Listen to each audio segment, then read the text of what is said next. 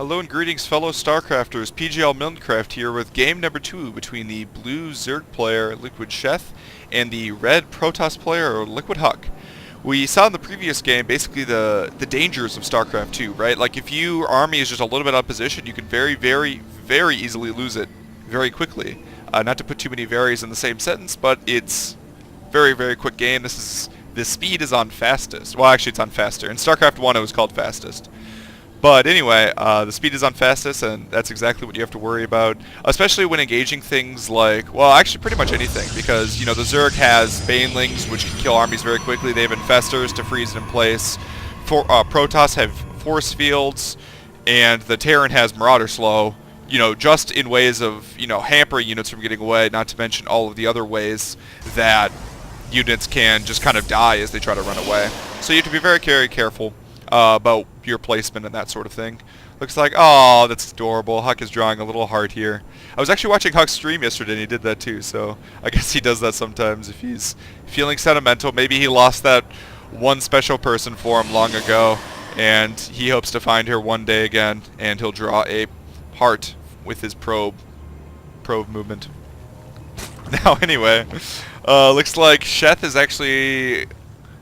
he didn't spot the probe coming in, so he was in fact planning on getting the pool first. It looks like though, okay, I was going to say he didn't get a gas first, so his speed is just going to be a little bit delayed, but the build will be slightly more economical. He'll have a little bit more drones, and he will also have a little bit of a faster queen. So, you know, not the biggest deal in the world. Huck doing the middle trick again, but unable to actually stop that from happening as his probe did in fact fill up on his minerals, and now he's just going to patrol spin it over the hatchery area to be as annoying as possible to prevent for that hatchery from going down, which annoys, I'm sure, many a... And actually, wow, that was a really light gas for Huck. Huh. I suppose that it wasn't a super light gas. Maybe I'm wrong. I think Huck might have been controlling his probe just a little bit too much. That gas wasn't too late, but I think it was a little bit later than like right at 14. But I guess the gateway was also delayed, and so that might have been the combination of those things. Looks like the probe going up, possibly to see if there was like a roach warren or something like that, and the probe is actually just going to run away. He's not going to try to block it anymore. He figures that blocking it for a couple of seconds isn't worth losing that probe, and his worker count will be 1 higher as a result. Now, looks like Sheth is being vigilant here, again, with these Zerglings, doing a great job making sure he spots all of the different areas. And meanwhile, Huck is in fact going to hide his probe here. It's not clear if Sheth is actually going to check that. He is going to check that, but it depends on where Huck hides his probe. And looks like a couple of Zerglings are going to go take a look at the front. Huck is going to be chrono boosting his warp gate just to get it out just a little bit sooner. And now, oh wow! So Huck is not just putting his in the gas, but he's in the vision blockers. I don't know what this is called, the whatever. Anyway, but he's not just putting it there. He's putting it in the corner so that if the Zerglings, in fact, the Zerglings are queued there, they're going to miss it. Very smart job on Huck's part. And actually, that's kind of curious. I wonder why. Oh! Whoa! He did not see that. I have to check that. Just one moment.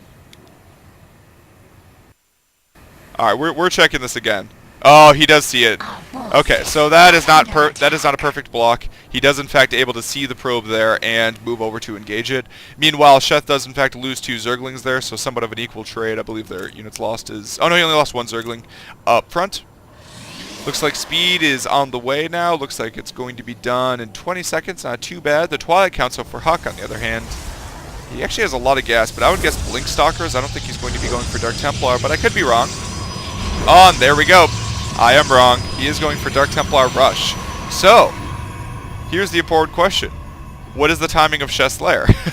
Because if Sheth has 100 seconds, a little bit less than that now, to finish his lair and get an Overseer or an Evolution Chamber, and if he doesn't, he's probably going to lose. So, it remains to be seen. Huck decided he wants to go for the Dark Templar, and actually that pylon is going to be taken out there. Huck has to build another replacement pylon just to make sure. And unfortunately, Huck was not able to hide that probe out there. Sheth was good about that, so the Dark Templar are actually... Oh, he can barely warp them in on the ground there, so they can warp it a little bit closer right up there. But they are going to have to walk just a little bit more than normal, and actually, oh wow. Oh, he spotted it.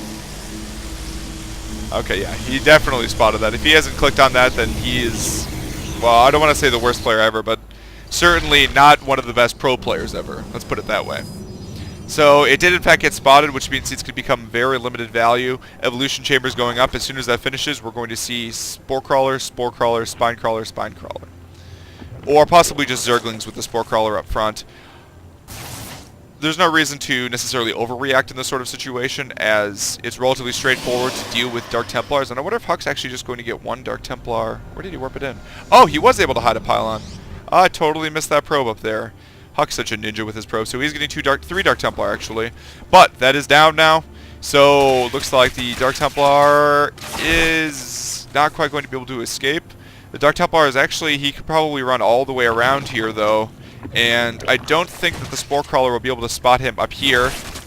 Looks like, oh, and he is actually, he went in, straight in, and ended up losing that Dark Templar. This Dark Templar is going to try to go around and straight into the main. Hopefully he's going to be able to do it. I think if he doesn't get trapped by Zerglings right here, he'll be okay.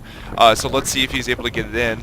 And I think, I'm not sure why Sheth decided that he didn't want to get the alternative Spore Crawler. That would be a pretty minor investment, and in fact that Dark Templar is going to get in, but it's going to be a relatively minor investment. He has to go in anyway now, but now he's going to lose some drones. Looks like a couple of Spore Crawlers are going down. Most likely, oh, the drones very smartly are blocking the Spore Crawler from building. From being attacked, rather, from the Dark Templar. Looks like he's just going to place another one. And he does have 8 worker kills. He's going to want to micro that, though. And 11 kills. I think one of those was a Zergling, though. Workers lost tab. 10 workers killed. Okay, yeah, so he only got 10 kills there. 4 workers. Looks like these Zealots got warped in up here. I'm not sure if that was intended to be follow-up or exactly what he was going for. And also it's worth noting that Huck's expansion was a little bit delayed as well. So Huck did go Dark Shrine. He got 10 workers killed, which is, it's okay. It's probably not as much damage as he quite wanted. But it does give him access to Archons and relatively cheap gas-wise Archons, which is important if you're doing some sort of Zealot Archon thing. And he's actually moving out here. This is kind of curious. I don't think this is a very good idea. He doesn't have any Stalkers in this army. He does have the Forward Pylon, which might actually get lost to that Zergling there.